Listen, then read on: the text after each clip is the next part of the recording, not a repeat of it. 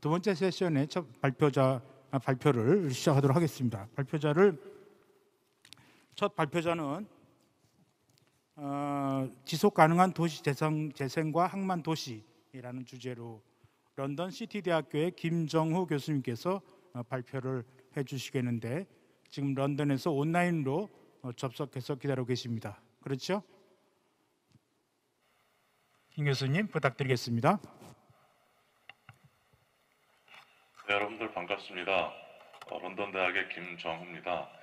오늘 제1회 인천 국제 해양 포럼을 통해서 비록 온라인이지만 여러분들 이렇게 만나 뵙게 돼서 대단히 반갑습니다. 오늘 저는 지속 가능한 도시 재생과 항만 도시라는 주제로 여러분들께 우리 21세기 항만 도시가 나아가야 할 방향을 제안하고자 합니다. 그러면 제가 준비한 슬라이드를 보시면서 발제를 시작하겠습니다. 먼저 첫 번째 슬라이드를 통해서 제가 도시 재생의 진화라고 하는 다이어그램을 간략하게 그려봤습니다. 유럽에서는 1950년대 2차 대전 이후부터 도시 재생이 본격적으로 이론적으로 실제적으로 개념이 정립되어 왔습니다. 그런데 제가 주목하는 것은 1990년대 이후부터 현재까지입니다. 제가 빨갛게 표시한 부분입니다. 1990년대 이전과 이후에 도시재생의 개념은 이론적 실제적으로 큰 변화가 있었습니다. 제가 다음 슬라이드에서 제시하는 것처럼 바로 그 기준은 지속 가능성입니다. 서스테이너빌리티라고 하는 지속 가능성이 도시재생에서 그 이전에도 존재했지만 1990년대 이후가 되면서 본격적으로 도시재생을 판단하는 기준이자 방향점으로 자리 잡았습니다. 지금 보시는 다이어그램에서처럼 지속 가능성은 경제, 사회, 환경 세 가지 요소가 조화를 이루는 것입니다. 그래서 이때부터 1990년대 이후부터 다음 슬라이드에서 제가 보여드리는 것처럼 지속 가능한 도시 재생이 도시재생에서도 중요한 변환점이자 그 다음에 모든 도시와 지역들이 가장 중요하게 생각하는 개념으로 자리 잡았습니다. 그런데 지속 가능한 도시재생이라고 하는 것은 단순하게 경제, 사회, 환경 세 가지의 구성 요소를 갖추었다는 의미가 아니고 다음 슬라이드에서 제가 보여드리는 것처럼 이 세 가지 요소가 어떻게 유기적으로 조화를 이루는가의 문제입니다. 즉 경제, 사회, 환경 세 가지 요소가 어떻게 조화를 이루면서 하나의 도시와 건축을 유기적으로 만들어내는 것인가. 이것이 이제 지속 가능한 도시 재생의 핵심입니다. 그렇다면 다음 슬라이드에서 제가 여러분들께 보여드리는 것처럼 궁극적인 그 문제는 우리가 반드시 물어야 되는 것은 어떻게 접근할 것인가입니다. 즉 어떻게 접근하느냐에 따라서 우리가 도시를 대하는 방식과 이해하는 방식이 달라집니다. 우리 행사의 주제인 항만으로 초점을 좁히면 제가 지금 보여드리는 4개의 도시는 제가 일부러 도시 이름을 지웠습니다. 그런데 중요한 것은 늘 우리가 등장하는 항만 재생이라고 했을 때 늘 등장하는 4개의 도시 대표적인 디자인 사례들입니다. 혁신적인 디자인 혹은 주변을 중심으로 멋진 풍경. 우리는 늘 항만 재생을 이야기할 때 이와 같은 도시를 제시하고 보여줍니다. 그런데 다음 슬라이드에서 제가 여러분들께 물음표로 제시한 것처럼 과연 이와 같은 항만 도시, 즉 항만 재생이 21세기에 지속 가능한가? 라는 질문을 우리가 반드시 물어야 되고 만약 지속 가능하지 않다면 어떻게 우리가 비전을 새롭게 수립하고 방향을 바꾸고 그에 따른 개념을 정립할 것인가? 이것이 지금 우리가 직면한 과제라고 할 수 있습니다. 이러한 관점에서 제가 다음 슬라이드에서 보여드리는 것은 유럽의 항만 도시들이 어떻게 우리에게 항만 재생에 관련된 방향과 또한 교훈을 제시할 수 있는가?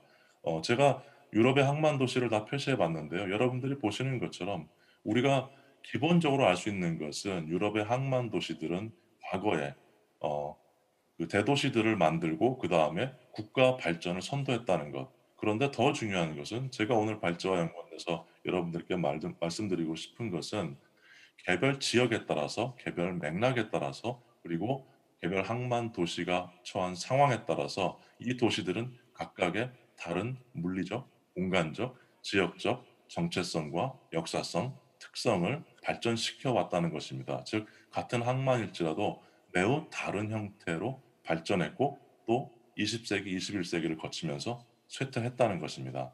다음 슬라이드에서 제가 여러분들께 흥미로운 모습을 하나 보여드리겠습니다. 항만 도시 쇠퇴와 양상이라는 주제로 제가 6개의 도시를 보여드리고 있는데 지금 보여드리는 모습에서는 제가 일부러 도시의 명칭을 지웠습니다.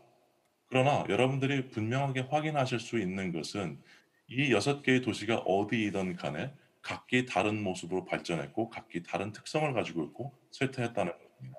다음 슬라이드에서 제가 6개의 도시를 알려드리겠습니다. 좌측부터 빌바오, 리버풀, 리스본, 함부르크, 로테르담, 리가입니다.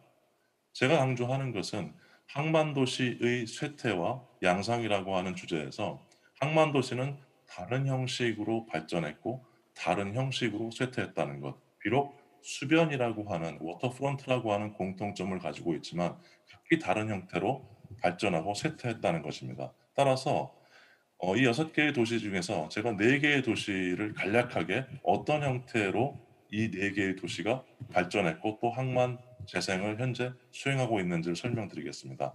다음 슬라이드는 먼저 첫 번째로 빌바오입니다. 흔히 빌바오는 여러분들이 보시는 것처럼 구겐함 뮤지엄으로 대표되는 도시로 이해하고 있는데 사실은 이것은 항만 재생이나 도시 재생과는 일정 정도 거리가 있습니다. 제가 다음 슬라이드에서 4개의 이미지로 정리해 봤습니다. 빌바오란 도시가 어떻게 활성화되었는가를 한마디로 정의하는 것은 매우 어렵지만 저는 이렇게 정의할 수 있다고 봅니다. 완전히 쇠퇴한 항만 도시를 공공환경, 기반 시설을 개선하고 그 다음에 이 공공환경과 기반 시설의 개선을 토대로 해서 살고 싶고 머물고 싶고 궁극적으로 기업하기 좋은 도시로 바꾸었다는 것입니다. 그리고 우리가 간과해서는 안 되는 것은 이 과정에서 공공과 민간의 협의체인 빌바오 메트로폴리스 30과 도시개발공사인 빌바오 리아 2000이 새로운 형태의 거버넌스를 구축했다는 것입니다. 이것이 빌바오가 오늘날 항만 재생에 성공한 도시로 평가받는 이유입니다. 다음 슬라이드는 두 번째 도시로 리버풀입니다. 영국의 리버풀입니다. 영국의 리버풀의 경우도 통상 우리가 문화를 중심으로 해서 성공한 항만 재생 사례로 언급을 하는데 우리가 조금 더 구체적으로 살펴볼 필요가 있습니다. 리버풀이라는 도시는 기본적으로 지금 여러분들이 보시는 것처럼 알버트 도크를 중심으로 해서 물류 창고를 중심으로 해서 산업유산 재활용을 토대로 문화예술 도시로서의 정체성을 강화했습니다. 그러나 우리가 조금 더 넓게 봐야 되는 것은 다음 슬라이드의 4장에서 제가 보여드리는 것처럼 리버풀이라는 도시가 산업유산을 중심으로 해서 문화예술 도시로 처음에 출발했지만 그 이후에 항만 도시의 특성을 활용해서 복합 상업 도시로 그리고 현재는 국제 업무 도시로까지 발돋움했다는 것입니다. 이 과정에서 영국에서 최초로 설립된 도시개발공사인 머지사이드 개발공사가 중앙정부, 지방정부, 민간 기업을 연결하는 마찬가지로 새로운 형태의 도시 재생 거버넌스를 구축했다는 것. 이것을 우리가 간과해서는 안 됩니다. 다음 슬라이드는 세 번째 도시로 함부르크입니다. 함부르크는 앞서 제가 소개한 빌바오나 리버풀과 달리 현재도 항만 기능을 유지하고 있는 즉 완전히 쇠퇴한 항만이 아니라 항만 기능도 유지하고 일부 쇠퇴한 지역도 있는 이런 지역입니다. 마찬가지로 함부르크 또한 앞서 보여드린 리버풀처럼 산업유산을 재활용하면서 동시에 자족적 기능을 가진 항만 재생 사업에 성공했는데 특히 우리가 주목하는 것은 하펜시티라고 하는 지역입니다. 제가 지금 보여드리는 슬라이드의 이미지인데요. 그런데 우리가 간과해서 안 되는 것은 이 하펜시티라고 하는 것이 다음 슬라이드 4장에서 제가 정리한 것처럼 하펜시티는 매우 독특한 형태의 자족 기능, 즉 주거, 업무, 대학, 상업, 레저, 문화예술 등 모든 기능을 갖춘 마치 하나의 도시처럼 작동하는 그리고 이것을 독특한 형태의 수변 공간과 조성 어우러지도록 해서 하펜시티가 오늘날의 항만 재생을 대표하는 지역으로 발전했다는 것입니다. 또한 이 과정에서 앞선 두 도시와 마찬가지로 도시 재생 회사인 하펜시티 함부르크 GmbH라고 하는 새로운 형태의 거버넌스 도시 재생 회사가 마찬가지로 공공과 민간을 어우러지게 하는 역할을 했다는 것입니다. 다음 슬라이드는 이제 마지막 사례로 네 번째 로테르담입니다. 로테르담도 함부르크와 마찬가지로 현재도 항만 기능을 일부 유지하고 있습니다. 따라서 로테르담 지금 보여드린 이미지는 RDM 캠퍼스라고 하는 문을 닫은 조선소 부지를 혁신 거점으로 조성한 것입니다. 마찬가지로 이 RDM 캠퍼스의 네 가지 이미지를 가지고 제가 특성을 정리해 봤습니다. 다음 슬라이드를 보시면 RDM 캠퍼스는 로테르담 전체가 아니라 일부 부지입니다. 일부 문을 닫은 조선소 부지인데 이 부지를 먼저 로테르담 시가 매입을 해서 항만공사가 영구 임대해서 이 지역을 로테르담 응용과학대학을 중심으로 해서 혁신 산업 생태계를 구축했다는 것입니다. 특히 모든 일반 제조업 산업이 아니라 항만 산업과 특화된 제조업을 중심으로 해서 기업과 대학의 연계를 통한 시너지 효과를 냈다는 것. 그리고 이 과정에서 로테르담 도시개발공사가 지방정부 그리고 지역대학, 지역의 기업을 연계하는 에이전시의 역할을 했다는 것이 또한 매우 의미 있는 일입니다. 그러면 제가 다음 슬라이드를 통해서 이제 오늘 발제의 핵심을 정리해 보겠습니다. 제가 간략하게 네 개의 도시를 통해서 말씀드린 것은 결국 각기 다른 항만 도시의 특성을 가지고 그 활성화 해법을 찾았고 그 활성화 과정에서 그 활성화를 가장 최적화할 수 있는 거버넌스 시스템을 구축했다는 것. 이것이 이제 한마디로 정의할 수 있는데요. 결국 이것이 우리가 가지고 있는 변치 않는 항만 도시의 특성이라고 할 수 있습니다. 그래서 지금 제가 보여드리는 슬라이드는 항만 도시의 전통적인 특성, 기본적으로 항만 도시는 변치 않는 역사성과 장소성을 보유했습니다. 그래서 경제성, 그다음에 연계성, 정체성, 다양성이라고 하는 네 가지 특성을 가지고 오랫동안 물류업, 해운업, 제조업, 관광업을 번성시켰습니다.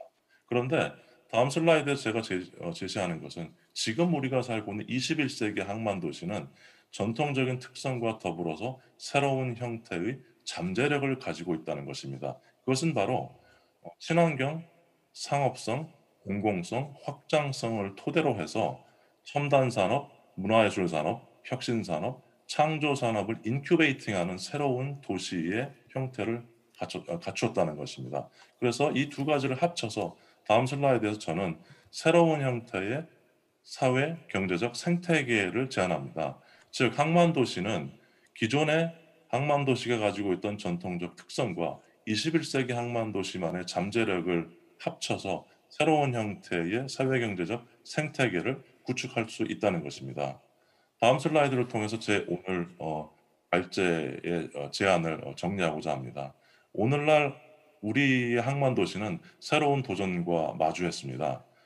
그런데 제가 앞서 설명한 것처럼 항만 도시의 전통적인 특성을 바탕으로 해서 21세기 새로운 항만 도시가 발전시킬 수 있는 새로운 형태의 잠재력과 가능성을 발굴해서 접목한다면 과거의 항만 도시가 유럽의 그리고 전 세계 대부분의 국가, 대도시들을 선도했던 것과 마찬가지로 동일한 역할을 21세기에 할 수 있다는 것입니다. 즉, 항만 도시야말로 21세기 지속 가능한 도시 재생을 구현하는 천병이라는 관점에서 접근해야 한다는 것이 오늘 제가 본 발제를 통해서 제안하는 바입니다.